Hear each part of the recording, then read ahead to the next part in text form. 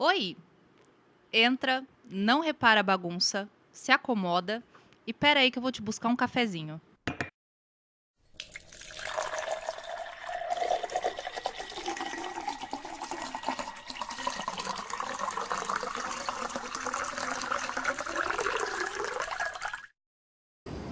You know, this is, excuse me, a damn fine cup of coffee.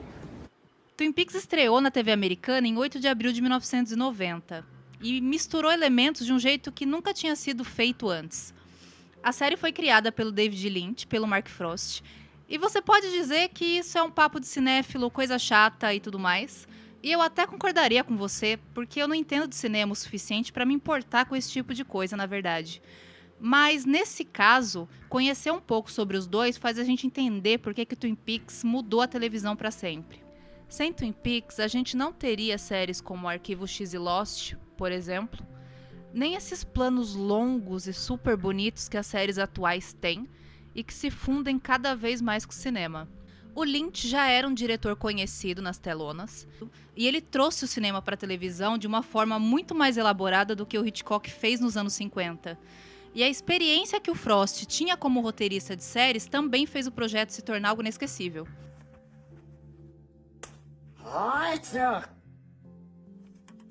Até o final dos anos 80, a TV americana era meio que dividida em 3 tipos de programas principais, que eram as soap operas, as novelas cheias daqueles clichês e dramas que a gente está cansado de ver até hoje em dia, as sitcoms, que eram programas clássicos de humor, e programas policiais, que tinham muita atenção e traziam uma nova investigação a cada episódio, do jeito que a gente vê também até hoje em CSI, Criminal Minds e coisas do gênero.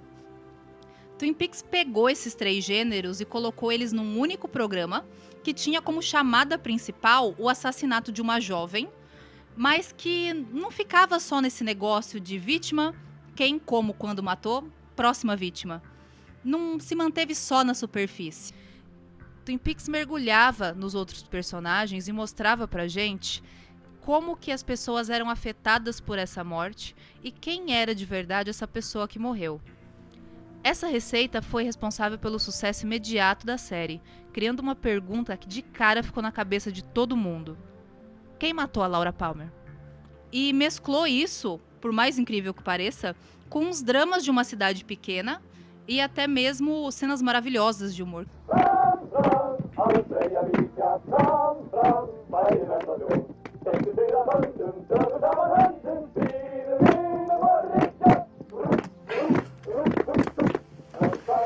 Diane, it is 4:28 a.m. I have just been woken up by the most god-awful racket, which you can probably hear over the sound of my voice.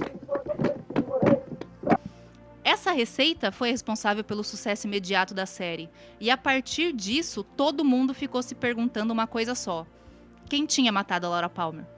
Em entrevistas, o Lynch já deixou bem claro que o plano inicial dele era nunca revelar quem era o assassino. Porque mesmo que o Mark Frost, como roteirista, insistisse que eles tinham um dever com o público, pro Lynch isso ia arruinar toda a história. E ele estava certo. Porque um ano depois da série estrear, eles foram forçados a revelar a identidade do assassino, e depois disso as pessoas realmente perderam o interesse na série. É claro que ela também foi mudada para as noites de sábado, que era um horário não muito legal na época, e a Guerra do Golfo começou a ser transmitida de forma massiva na TV. Então essas coisas contribuíram muito para o esquecimento de Twin Peaks.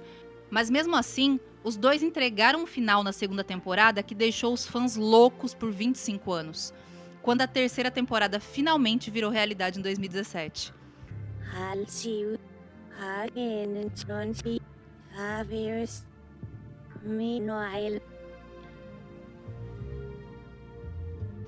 Ao todo, Twin Peaks tem 3 temporadas, 2 dos anos 90 e uma de 2017. Mais 2 filmes, que são o Fire Walk With Me e o The Missing Pieces, e 6 livros oficiais que expandem a história para muito além do que você pode imaginar. Mesmo. Mas assim, qual é a história de Twin Peaks? Resumindo sem spoilers, Twin Peaks começa com a icônica frase do Pete Martell: She's dead. Wrapped in plastic. ela está morta, enrolada em plástico.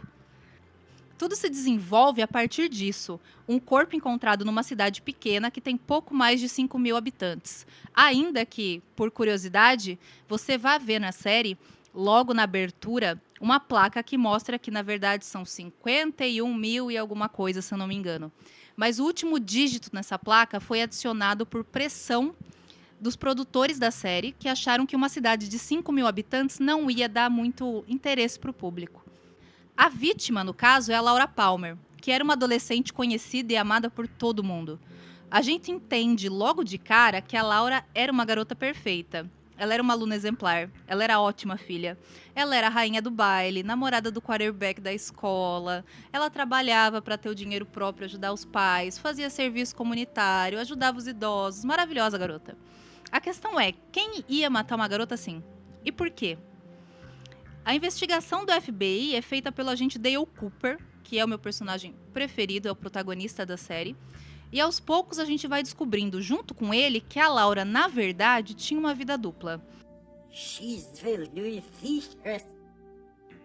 E o lado negro dela era desconhecido da maioria. Mas era mesmo? A cidade, que foi profundamente afetada, ela tinha muitos rostos. Tinham muitas pessoas nessa cidade que a gente vai conhecendo aos poucos. E a gente aprende que todas essas pessoas têm os seus segredos. Como a série lembra constantemente, ninguém ali é o que parece. E não é difícil a gente achar que um personagem é tal coisa para se surpreender depois de alguns episódios com a revelação de que ele não é nada daquilo que a gente achava. The owls are not what they seem. Na série, a gente não acompanha só a investigação policial, apesar dela ser o ponto principal da série, mas a gente também descobre quem é a Laura, como era a vida dela, quais eram os medos, os sonhos que ela tinha, e a gente vê a dor que a morte dela causou nos outros, também descobrindo a história desses outros. É uma história que vale a pena ser vista e lida pela sua proposta, que assim, foi muito revolucionária para a época. E pela história que com certeza vai te deixar surpreso, confuso, se perguntando o que está acontecendo, porque é tudo muito abstrato e muito louco.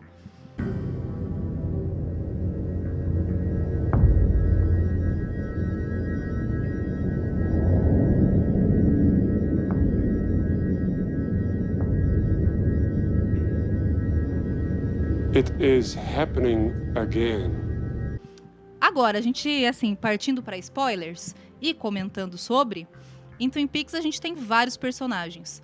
A investigação começa, como qualquer outra, pelas pessoas que são mais próximas. Mas como a cidade é muito pequena, todo mundo é próximo da Laura de uma forma ou de outra. O primeiro suspeito que a gente conhece é o Bob, que é o namorado dela e que viu ela na noite antes dela morrer. You wanna know who killed Laura? You did! We all did. Depois a gente conhece a Donna e o James, que são os melhores amigos dela. E o James tinha uma espécie de caso com a Laura, mas ele acaba ficando com a Donna no meio desse rolo todo, por incrível que pareça. I'm mad at you. When it was you and me and James, it kind of worked. Now you're gone. I love James. James é sobrinho do Big Ed e da Nadine, um casal nada convencional. Hi, Eddie. Did you come by to pick me up? Ela usava um tapa-olho e era obcecada por trilhos de cortina silenciosos.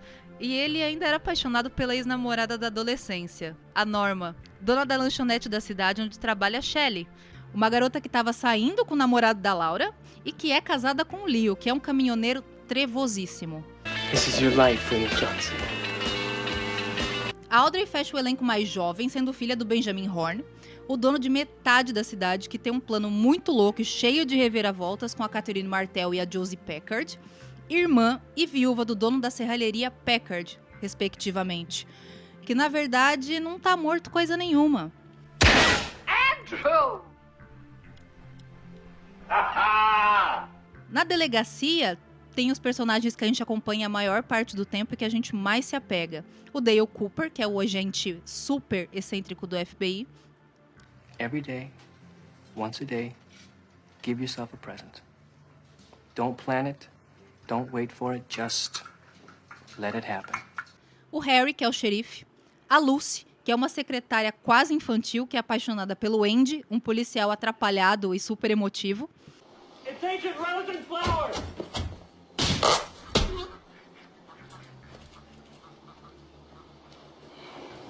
E o Hawk, o policial que é o que mais oferece informação pra gente sobre a mitologia da série, que é baseada nas crenças dos nativos americanos da região. My people believe that the White Lodge is a place where the spirits that rule man and nature here reside. Por mais que muita gente pareça ter motivo para ser o assassino da Laura Palmer, quem realmente matou ela foi o pai dela.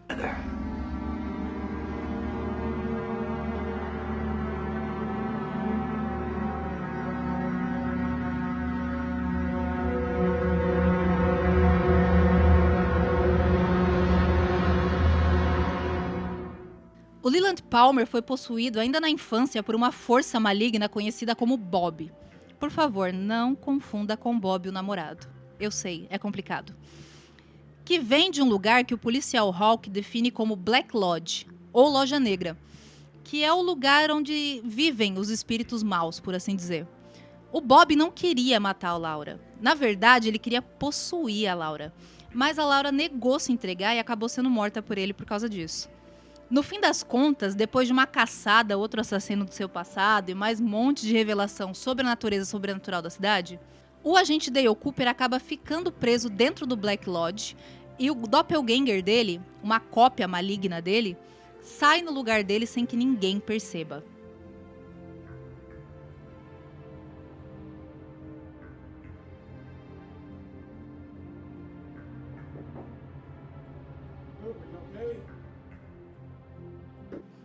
A série dos anos 90 acaba assim, e eu acho até que teria sido um bom final pra história, na verdade.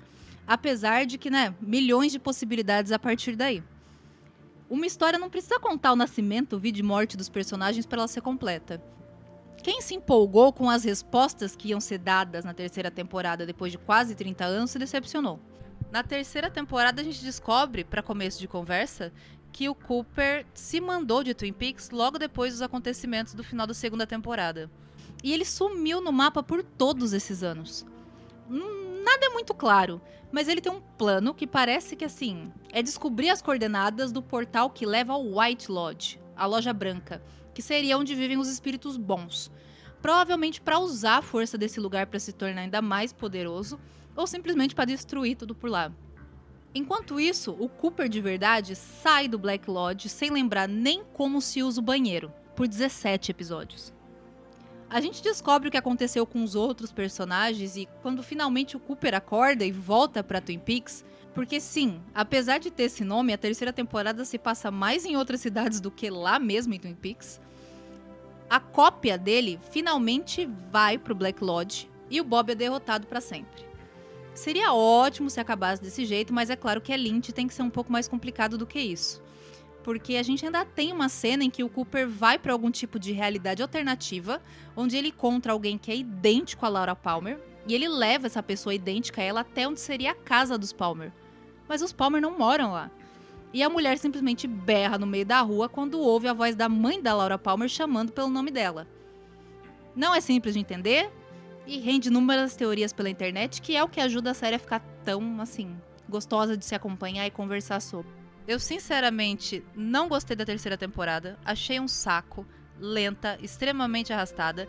E não tive saco pra assistir além do terceiro episódio. Depois que eu descobri, lendo pela internet, que o Dale Cooper só ia acordar pra vida e voltar pra Twin Peaks no 17º episódio, que é o penúltimo da série, aí eu larguei mão de vez. Mas tem muita gente que diz que a temporada é muito boa, que ela traz muitas coisas legais pra série. E se você tiver saco pra assistir e gostar de ver coisas muito bonitas e bem feitas, talvez seja um negócio pra você. Eu acabei lendo o resumo da série e ficou por isso mesmo. E na verdade eu acho que a terceira temporada ela acaba deixando mais perguntas do que respostas de fato. Felizmente existem os livros que trazem aí uma série de respostas para a maioria das dúvidas e muitas teorias pela internet, que é o que faz a série ser tão interessante e promover tanto debate. O fato da série ter passado 25 anos viva dentro dos fãs, que ainda faziam teorias para as coisas e tentavam explicar as maiores dúvidas do programa, foi o que trouxe ela de volta para o começo da conversa. Existe muita coisa por trás de Twin Peaks. A história envolve o projeto Roswell dos Estados Unidos, espiritualidade indígena, budismo tibetano, universos paralelos e mais um monte de coisa que faz parte das influências do Lynch e do Frost. Além de um caso real que nunca teve solução e que provavelmente inspirou muito a história. Além, é claro, de todo o universo de Twin Peaks, que é muito gostoso de assistir, é muito divertido e que você pode não só desbravar ao longo das temporadas da série, como também com os livros que existem, com os filmes e em canais no YouTube, fóruns que tem pela internet que se destacam por ainda continuar debatendo o que significa o que nessa série. Provavelmente eu volte num outro episódio para falar sobre as minhas teorias preferidas, comentar as minhas cenas preferidas de Twin Peaks e trazer mais algumas coisas que eu acho legais, talvez até mesmo sobre esse caso que inspirou a série. Mas isso fica pra próxima, porque esse primeiro vídeo foi mais pra gente fazer um teste. Pra abrir o canal. Pra abrir o podcast. E também pra apresentar pra vocês essa série, porque que é tão confusa e tão complicada e tão doida, que se vocês não souberem pelo menos um pouco antes, vocês não vão conseguir entender nada lá pra frente. Eu dedico esse podcast a você que tá ouvindo hoje. Primeiro episódio. Muito obrigado. Muito lindo. Muito feliz. Espero que você tenha gostado, apesar da minha dicção de 8 anos, que hoje tá muito complicada. Então, até o próximo episódio. Um beijo e volta! Eu gosto tanto da sua companhia.